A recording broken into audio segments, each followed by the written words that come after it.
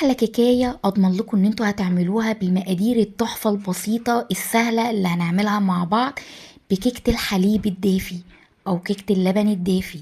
هيطلع معانا احلى كيكه هشه، المسام بتاعتها جميله جدا عامله زي السفنجه وطريه وطعمها يجنن، قلبت الدنيا. اهلا بيكم في قناتي المتواضعه طبخه وشنطه مع هبه. يا رب قناه تكون خفيفه على قلوبكم. يلا لايك وكومنت وشير كتير للفيديو عشان يوصل لأكبر عدد وكلنا نقدر نستفيد من بعض بإذن الله. واللي لسه ما تابعنيش وما اشتركش معايا اتمنى ويشرفني طبعا انه يتابعني. ويلا نسمي الله ونصلي على الرسول عشان نشوف ايه الجمال ده هنعمله ازاي مع بعض. بسم الله الرحمن الرحيم.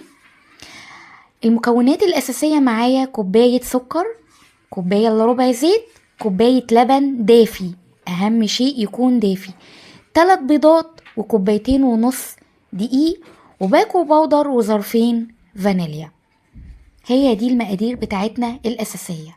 في الخلاط هحط ال3 بيضات بدرجة حرارة الغرفة وهضيف عليها ظرفين الفانيليا وكوباية السكر وكوباية الا ربع زيت، وهحط كوباية اللبن دافي، أهم شيء يكون دافي. تمام.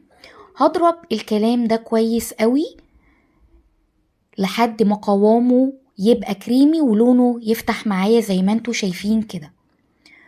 انزل بالمكونات في بولة واكون مجهزة الدقيق معايا. هو هياخد كوبايتين ونص دقيق بالظبط، بس انا هستخدم في الاول عشان طبعا احنا عارفين على حسب نوع كل دقيق كوبايتين كاملين بنفس الكوباية اللي انا عايرت بيها جميع المكونات. كوبايتين الاول دقيق انخلهم على مكونات السايلة بتاعتنا واضيف عليهم ظرف كامل او باكو كامل بودر، وبعد كده ذرة ملح وغطا خل. بيفرق جدا في هشاشة الكيكة، الخل ده مفيد جدا. وأقلب المكونات الجافة مع المكونات السائلة في اتجاه واحد، أهم شيء في اتجاه واحد عشان لو أي هوا دخل جوه الكيكة ما يخرجش لو قلبنا بالعكس. تمام. طبعا فاضل لسه نص كوباية دقيق أنا مخليها على جنب لحد ما أشوف قوام الدقيق بتاعي هحتاجها ولا لأ. زي ما انتوا شايفين كده انا بضرب المكونات كلها في اتجاه واحد. تمام. وطبعا انا مجهزة معايا صينية تقريبا قطرها من 28 ل 30، دهناها بسمنة او زبدة او زيت ومبدراها بدقيق ومجهزاها للكيكة. انا لقيت القوام انه محتاج نص كوباية الدقيق، ضفتها زي ما انتوا شايفين كده. يبقى كده المكونات بتاعتنا خدت كوبايتين ونص دقيق بالظبط. واقلب برضو في اتجاه واحد.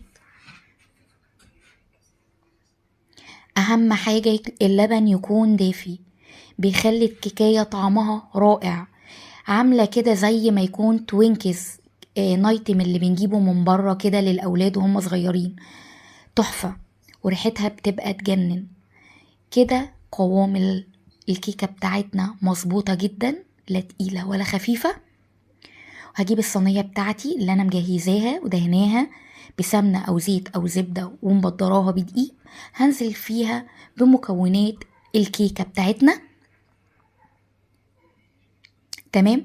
طبعا كل ده وانا اساسا شغالة في الكيكة، انا مشغلة الفرن بتاعي على درجة حرارة عالية، وهدخل الكيكة بتاعتي دي في رف اوسط على درجة حرارة 180. وقبل ما ادخلها هضرب الصينية بتاعتي كده ضربتين 3 حلوين عشان خاطر اي فقاقيع او اي حاجة تهبط معانا، الكيكاية تطلع معايا سفنجية وشكلها جميل. ودي بعد ما طلعت خدت مني بالظبط ساعة الا ربع، طلعت تحفة جميلة جدا، ريحتها تجنن، ملمسها رائع، طعمها مفيش بعد كده. انجح كيكة انا عملتها كيكة الحليب الدافي. بصوا طرية وجميلة وسهلة معايا حتى في التقطيع ازاي، الله اكبر تحفة. يا رب تكون المكونات بسيطة وعجبتكم والطريقة تكون سهلة. الف هنا وشفا والسلام عليكم.